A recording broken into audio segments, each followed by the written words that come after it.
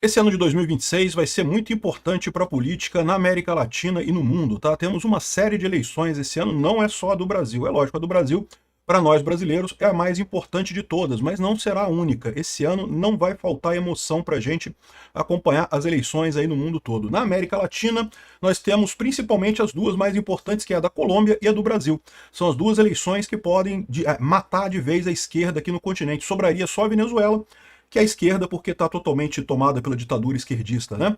Vamos falar sobre essa reconfiguração do mapa na América Latina, inclusive o bloco que o Milei está pensando em formar contra o socialismo na região, parece uma boa ideia, parece uma coisa razoável. O Foro de São Paulo só é errado pelo objetivo dele, né? E também no mundo.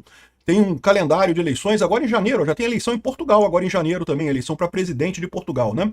O cargo de presidente em Portugal não é tão importante assim, porque vocês sabem, lá eles têm o parlamentarismo, o semipresidencialismo, como prefira, ou seja, quem manda mesmo é o primeiro-ministro, não é o presidente, de qualquer forma não deixa de ser importante, né? Mas tem uma série de outras eleições aqui ao longo do ano, e vamos falar sobre essas eleições, o que a gente pode esperar em termos eleitorais no mundo este ano, né? Eu sou Peter Turguniev, esse é o canal Ocapso, e essas notícias foram sugeridas por Desce Profanado, Sobe Abençoado, Helena e várias outras pessoas. Obrigado aí ao pessoal que sugeriu notícias lá no nosso site, no visãolibertaria.com, e obrigado a você que está assistindo o nosso vídeo. Se você gosta do nosso conteúdo, por favor, deixe o seu like, se inscreva aqui no canal, né? Então tá aqui, ó. O Estadão fala que o mapa eleitoral da América Latina em 2026, as eleições desse ano podem consolidar ainda mais a guinada à direita na América Latina. Insegurança pública e Estado inchado preocupam cada vez mais os eleitores da região. Olha que coisa, é um diagnóstico muito próximo do que eu faço. Por que que a direita está ganhando espaço no mundo? Por que que a esquerda está perdendo espaço no mundo? Porque a visão das pessoas é que o Estado é absolutamente ineficiente, né? A informação descentralizada e distribuída, ela torna as estruturas não hierárquicas, as estruturas distribuídas, muito mais eficazes do que o Estado. O Estado é uma grande estrutura concentrada, uma grande estrutura hierárquica, e com isso as pessoas percebem que o Estado não serve mais para nada, ou serve para muito pouco, ou não serve para nada.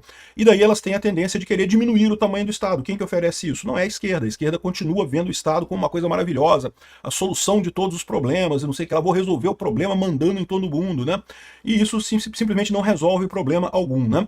Então, aqui, ó, em 2025 os partidos de direita conquistaram várias vitórias na América Latina, no Chile, no Argentina, na verdade a Argentina foi em 2023, né, que o Milei foi eleito, mas de qualquer forma ele conseguiu tomar a eleição legislativa, né, a eleição do Congresso na Argentina. Na Bolívia o Rodrigo Paes foi eleito, a esquerda praticamente sumiu, e agora em 2026 pelo menos 3 grandes países da América Latina, o Brasil, a Colômbia e o Peru, promoverão eleições para presidente. Agora tem que se considerar uma coisa, tá? O mapa é esse daqui, né? E o Peru, ele está marcado como azul aqui, mas cabe lembrar que ele estava governado pela esquerda.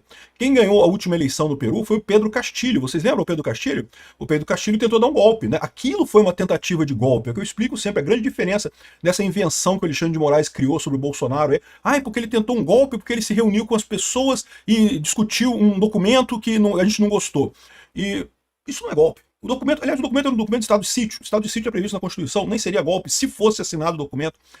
Mas enfim, esse papo é outro papo, né? O fato é que lá no Peru teve golpe mesmo, ou teve tentativa de golpe. O Pedro Castilho foi na televisão, dissolveu o Congresso, chamou as Forças Armadas para obedecerem a ele diretamente, não sei o que lá, e deu errado o golpe. Isso, Alexandre de Moraes, é uma tentativa de golpe. O cara tentou dar o golpe, não conseguiu, foi preso.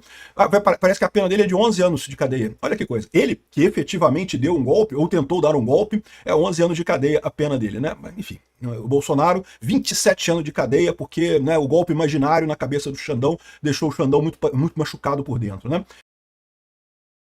Então, o importante é o seguinte, o Pedro Castilho, ele foi tirado da presidência, assumiu a vice-presidente dele, que também era de esquerda. Até pouco tempo atrás, quando ela sofreu impeachment.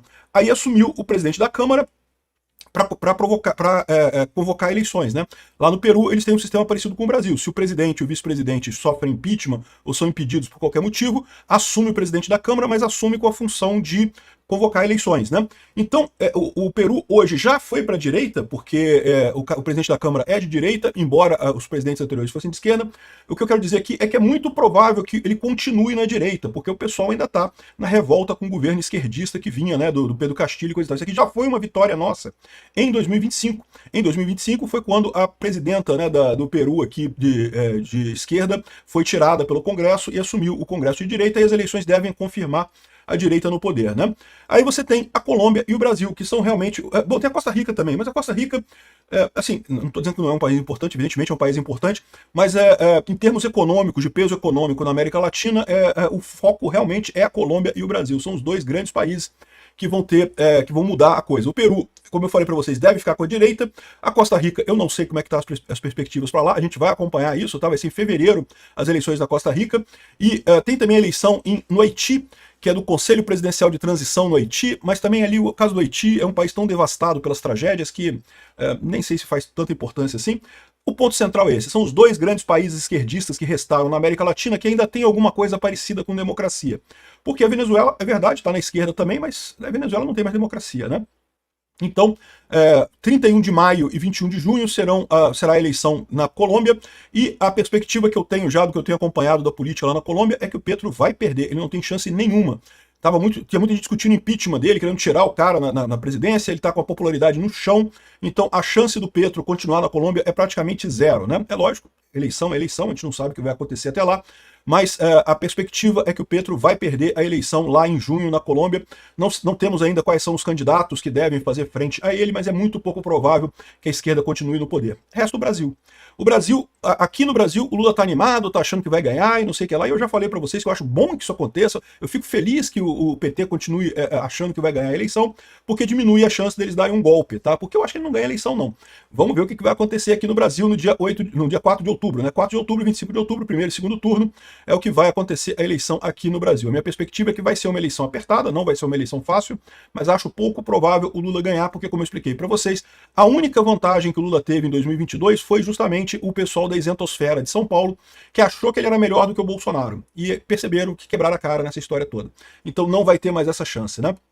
Então repara que a gente corre mesmo o risco de ter uma América Latina toda azul, toda de direita nesse ano, né? Bom, tem o caso do Uruguai, tá? O Uruguai também tem um governo de esquerda, recentemente eleito, mas a gente conhece que a esquerda do Uruguai é meio café com leite, tá? A verdade é que o Uruguai tem uma tradição institucional muito forte, que o governo de direita e de esquerda não muda muita coisa. É bom para eles, tá? Isso é uma coisa positiva para o Uruguai, é um elogio que eu estou fazendo aqui. Não é o caso do Brasil, infelizmente. Não é o caso da Colômbia também, né? Presidentes de esquerda danificam muito a economia do país. Nessa ânsia de, entre aspas, resolver os problemas do país, acabam danificando a economia completamente. Então, aí que vem a ideia do Milei, que o Milei celebra vitórias da direita e está querendo formar um bloco na América Latina contra o socialismo, né? E acho uma coisa muito bacana, tá? Não acho que seja assim tão importante, né? Porque a verdade é que a força da direita vem muito mais da informação descentralizada, muito mais dos indivíduos do que de grandes organizações para manter a direita no poder. A esquerda é que atua assim, a esquerda é que gosta de estruturas hierárquicas, de grandes organizações para manter o poder e não sei o que lá. Então, eu não acho que seja uma coisa muito importante, mas não deixa de ser uma ideia interessante do Milei de fazer esse grupo, né? E pode ser que esse ano a gente tenha esse grupo na América Latina praticamente todo. Ou seja, tirando o Uruguai, café com leite, e a Venezuela, que é uma ditadura completa, o resto da América Latina vai estar toda à direita. Olha que bacana isso, olha que legal, né? Acho muito bacana, né? Enfim, vamos torcer por isso. Vamos acompanhar essas eleições todas aqui no nosso canal. É lógico, né? Se o Alexandre de Moraes deixar, né? Porque esse ano, como eu já falei para vocês, vai ser brabeira, vai ser um ano de disputa mesmo, não vai ser fácil. Além disso, você tem aqui outras eleições no mundo, né? Tem eleição pra caramba. O Ivan Kleber traz aqui pra gente o calendário mundial de eleições em 2026. Aqui, ó, em janeiro já tem eleição presidencial para Portugal, né? Como eu falei, Portugal é semi-parlamentarista. O presidente não manda muita coisa, tá? É aquela ideia do presidente que o presidente é o responsável, o representante do Estado, ou seja, ele representa Portugal para o resto do mundo, mas ele não governa Portugal internamente, né? Quem faz isso é o primeiro-ministro, e o primeiro-ministro é escolhido pelo parlamento, então meio que o primeiro-ministro de Portugal já é um cara de centro-direita já hoje em dia, né? Enfim, vamos ver qual vai ser o resultado da eleição presidencial de Portugal agora em janeiro. Aí tem Mianmar e Uganda, que Mianmar teve golpe, né? Não sei se vai ter uma eleição bacana lá, vamos ver o que vai acontecer. Costa Rica é a primeira eleição na América Latina, na América do Sul e Caribe, né? Vamos ver qual vai ser o resultado em fevereiro. A Tailândia também tem eleição em fevereiro. Aí em abril tem o Peru e o Benin e Bangladesh, ou seja, outras eleições aqui do Peru já é na América Latina também, outra eleição importante, né? Maio e junho tem a Colômbia, então vai ser muito emocionante ver a da Colômbia aqui, é uma das que eu espero que ver o resultado, né? Acho que vai ser muito importante o resultado aqui. Além disso, chamando atenção a da Armênia e do Líbano, são outras eleições bastante significativas nesse mês de maio e junho, né? Depois você tem o Haiti em agosto, mas como eu disse, o Haiti é um país tão devastado pelas tragédias por lá que não tem muita diferença, né? A Suécia e o Marrocos fazem eleições em setembro. No Brasil, em outubro, o Brasil faz eleições juntos com a Letônia e a Bósnia e a Herzegovina. Em novembro tem as eleições americanas, que também são bastante importantes, tá? Porque, lembra, são as midterms lá do Trump nos Estados Unidos, né? Geralmente, nas midterms, o partido que está na presidência perde o controle da Câmara dos Deputados. Mas esse ano há a dúvida se o Trump vai conseguir manter ou vai perder o controle da Câmara, né? O Senado ele deve manter, tá? Mas a Câmara é arriscado ele perder sim, vamos ver o que vai acontecer.